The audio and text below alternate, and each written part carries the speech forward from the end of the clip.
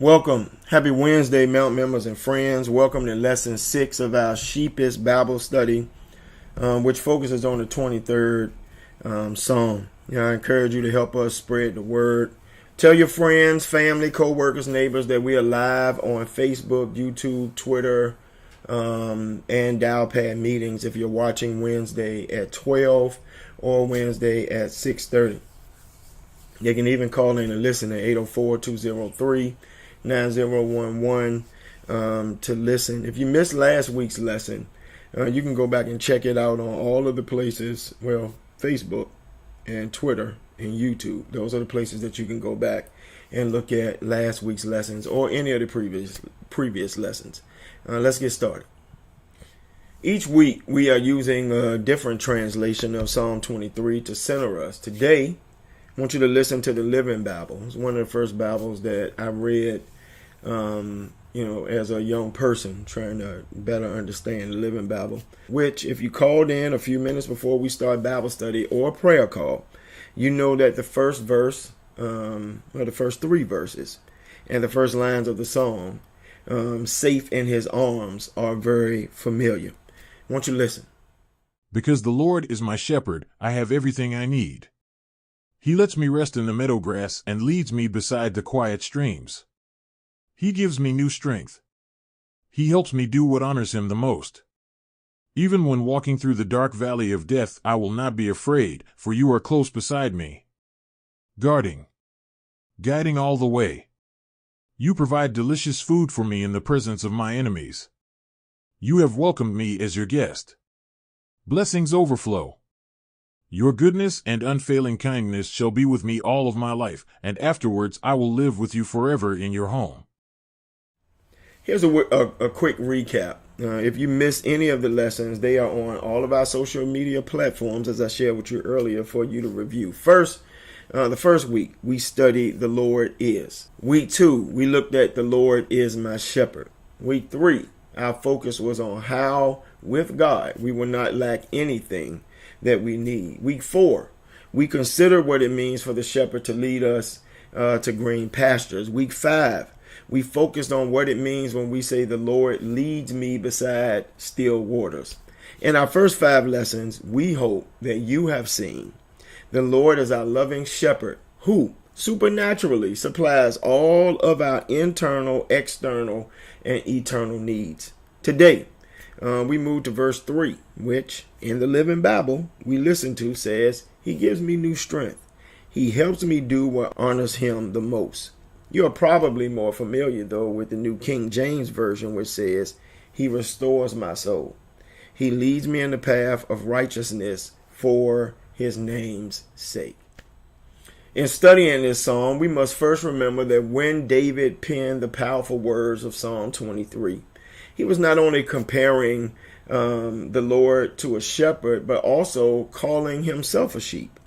King David, the man who ruled Israel for 40 years and subdued all the enemies of God's people, likened himself to a helpless lamb that was totally dependent on the Lord to provide for what? His needs, protect him whenever and wherever he went, bring peace to an anxious heart, and restore his wounded soul.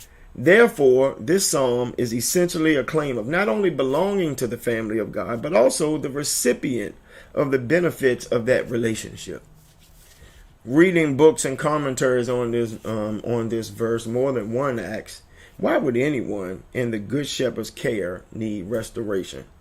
I didn't even need to read the next paragraphs to already know what the answer was, which is even sheep with a good shepherd need restoration because what? Life happens. Or as the meme goes, life be lifing. And I think that if there is one thing we can all agree on, it is that we are living in a broken world. And living through it can take its toll on our lives. The truth is, all of us have experienced various hurts, various pains from others. As Vicky Winans sang, we've been lied on, cheated, talked about, mistreated. We've been up, down, almost leveled to the ground. Sometimes things don't go the way we plan. Sometimes we trust people who will betray us. Sometimes people we love will pass away. Sometimes the doctor report will say that you have a particular lifelong illness or situation. Sometimes your children do things that disappoint you. Sometimes you live in worlds where those who are elected to govern you are dysfunctional. The world is literally at war. We see that right now. Right now, the price of rent is outrageous. Right now, somebody is plotting to rob Peter in order to do what? Pay Paul. But either way, Dominion Energy still wants its money. Right now, someone is in physically, mentally, emotionally, spiritually, or in a spiritually abusive relationship and unsure of what to do next. Right now, someone may feel like God has forgotten about them. Right now, someone is longing to experience God as a shepherd who provides, a God who leads, a God who restores. If we are honest, we will admit that sometimes, or even right now, these things hurt us deeply, even in our souls. And I want to say, don't for 1 minute think that pastors or preachers are somehow exempt from sheepish behavior. I will admit that there have been times when I've fallen so hard, I questioned whether or not I could get up, or if I even wanted to get up. There have been other times when I felt the Spirit leading me to go right, but I was more comfortable with what I knew was on the left. It was in those moments that I've called on God to restore my soul. My brothers and sisters, sometimes like sheep, we tumble into the trenches of life, and we need the shepherd's power to reach around us. To reposition us, to lift us, to restore us, because life happens. Sometimes even sheep in the flock of the good shepherd need to be restored. So, for the time that we have today, the remaining time, I want to encourage you from Psalm 23, verse 3. At the end of this lesson, I pray that you will know and appreciate that our good shepherd, the Lord, restores and leads us. This declaration of restoration is a theme echoed in many places of the scripture, including Jeremiah 30th chapter, verse 17, which says, "For I will restore health to you and heal you of your wounds, says the Lord." So come with me as we talk about Jesus' work in restoration and leading. Reverend Butler shared last week in the After Bible Study chat that studying this very familiar psalm has resulted in her learning a whole lot about sheep and how humans share many of their similar character traits. Looking at commentaries on verse 3 in particular, and we've learned about what it means to be a cast or a cast down sheep. Philip Keller, the author of A Shepherd Looks at Psalm 23, says that a cast down sheep is an old English shepherd's term for a sheep that is turned over on its back and cannot get up by itself. Listen to his description, which we've edited for clarity. A cast sheep is a very pathetic sight. Lying on its back, its feet in the air, it flays away frantically, struggling to stand up without success. Sometimes it will bleat for help, but generally it lies there, lashing about in frightened frustration. If the owner does not arrive on the scene within a short time, the sheep will die. This is another reason why it is so essential for a careful shepherd to look over his flock every day, counting them to see that all are able to be up and on their feet. If one or two are missing, often the first thought to flash into his mind is, "One of my sheep is cast somewhere. I must go in search and set it on its feet again." It is not only the shepherd who keeps a sharp eye for cast sheep, but also the predators. Buzzards, vultures, dogs, coyotes, and cougars all know that a cast sheep is easy prey, and death is not far off.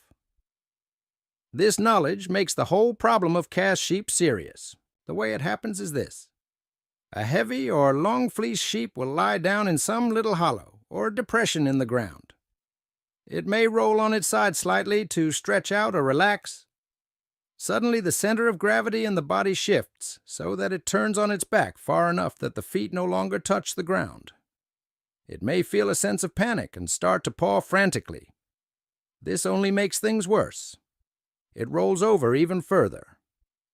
Now it is impossible for the sheep to regain its feet. As it lies there struggling, gases begin to build up in the rumen. As these expand, they tend to cut off blood circulation to extremities of the body, especially the legs. If the weather is very hot and sunny, a cast sheep can die in a few hours.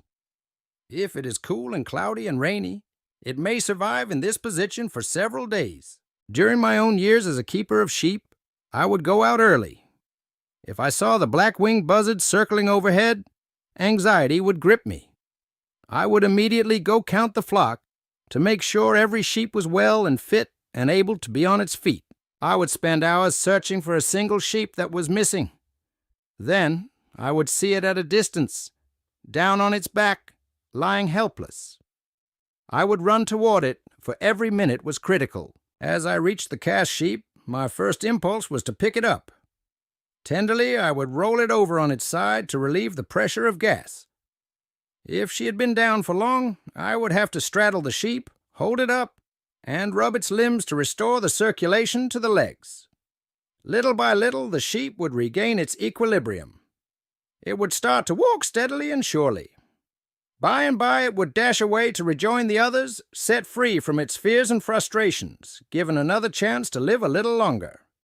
Keller suggests that there is an exact parallel to the notion of cast sheep and people. In fact, the Bible has described people as being cast down. He notes that even David, the author of Psalm 23, who loved God and was loved by God, knew what it was to be cast down. David had many mountaintop experiences, but he spent his fair share of time in the valley. He pleased the Lord with some of his actions and grieved God with other things that he did. When you read his contributions to the book of Psalms, you find out that David was well acquainted with feeling helpless and weak. In Psalm 42:11, David cried out, "Why, my soul, are you downcast? Why so disturbed within me?" Yes, the king of Israel had a moment, actually several moments, when he felt like a sheep that had fallen and couldn't get up. While he wasn't physically in a depression in the ground, mentally and spiritually, he was. Other translators ask these very intimate questions this way. Why am I discouraged? Why is my heart so sad? Why am I so depressed? Why this turmoil within me? Why are you in despair, my soul? And why are you restless within me? Have you ever asked yourself a question like that when you don't even understand your own thoughts or your own feelings? You have to speak for yourself, and you're trying to figure out how you got into that situation, how you fell into that rut, how you got stuck, and then you get in your own head. And I would testify that I've been there. All of us have. So you're not alone. I think we will all do better if we are realistic about the life of the child of God and face facts as they really are. Most of us, even if we profess to be Christians and desire to be led by God, we have found ourselves what? Cast down. Sometimes it is when we look like we are flourishing, we find ourselves downcast in a situation of frustration and futility. But take comfort in knowing that God has the same concern and compassion for downcast men and women as shepherds have for cast down sheep. This is why Jesus treated people with care. This explains his desire to keep company with down and out individuals for whom society has dismissed as unlovable, unclean, or even untouchable. When we read the New Testament, we see Jesus picking up cast sheep. And I want you to know that because Jesus is the good shepherd, you can take comfort in knowing that no matter when or where or how you may be cast down, Jesus is ready to restore you. Do you watch any of the HGTV renovation shows? I'm not a big fan of them, but recently one came on and I couldn't find a remote to change the channels. So I watched an episode of Houses with History, which tells the story of three preservationists who restore historic homes with the mindset that saving a home means saving a piece of history. I was fascinated as they restored a farmhouse built in the 1800s. When they added a few 21st century amenities, and they did their best to keep the historic features as well. In the end, the dilapidated farmhouse was restored to its original beauty. I imagine that is what happens when we let God restore us. The Hebrew verb used means to restore, vitality, vigor, and strength. We need God to reinvigorate us, to renew our strength. And did you notice that the word restore is present tense? It's something that God is currently doing. It's good news for those who have been on this Christian journey for a while. God is still working. God is still walking. God is still restoring. Although Satan is out to cause destruction, Jesus is in the restoration business. He makes this contrast clear in John 10 when he says, "The thief comes to what? Steal, kill, and destroy. I am come that they may have life, and that they might have it more abundantly." Taking into account the original Greek meaning of the text, Pastor Rick Renner offers this interpretive version, and I love it. Listen. The thief wants to get his hands into every good thing in your life. In fact, this pickpocket is looking for any opportunity to wiggle his way so deeply into your personal affairs that he can walk off with everything you hold precious and dear. And that's not all.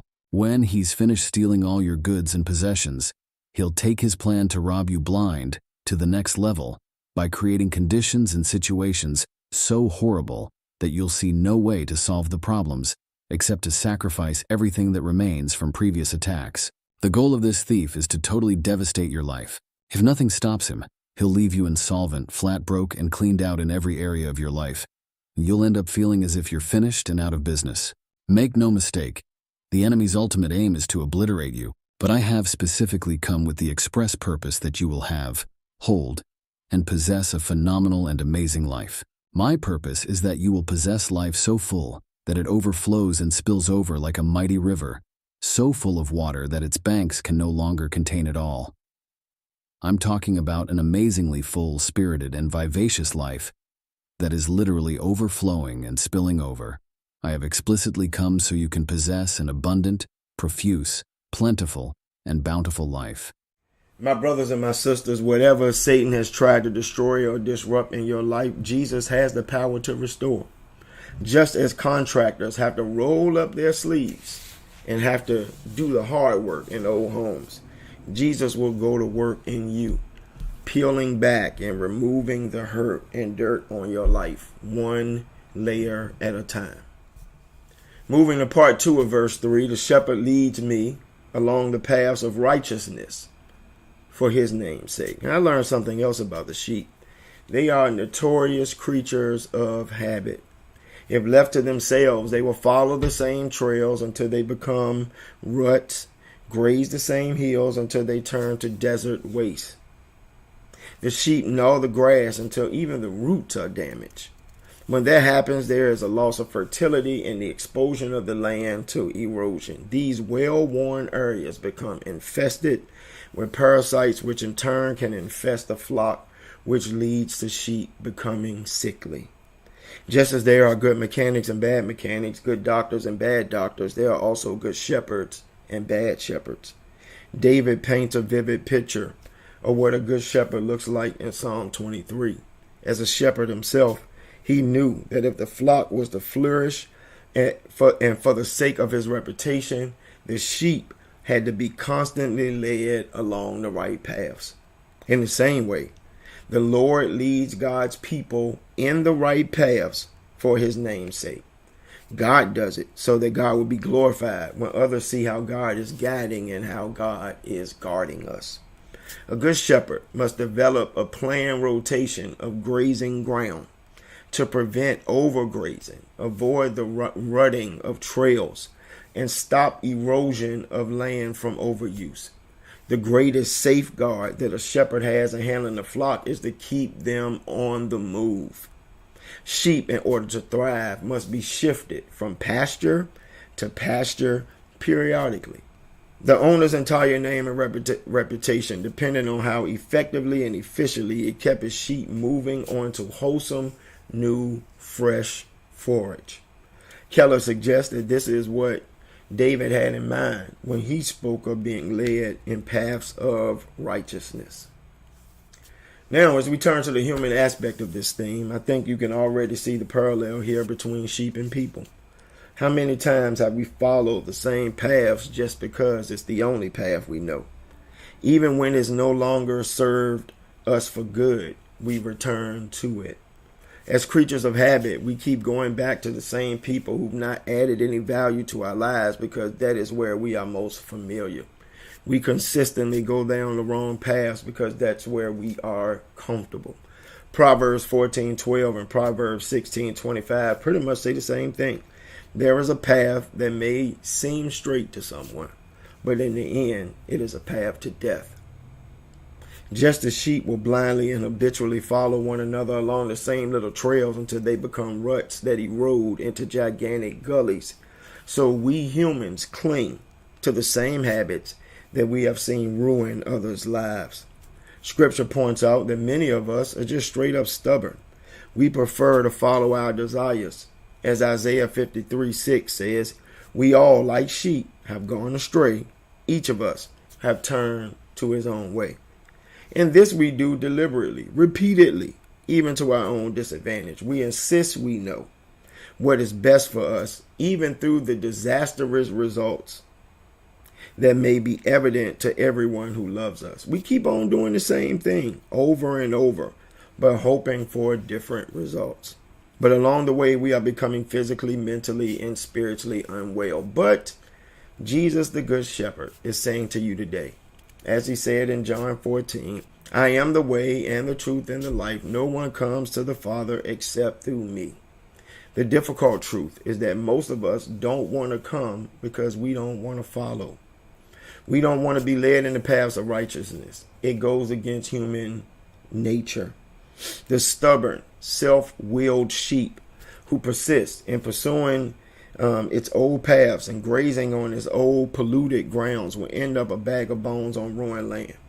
Just turn on the TV or log on to social media and you will see so many people doing the same thing.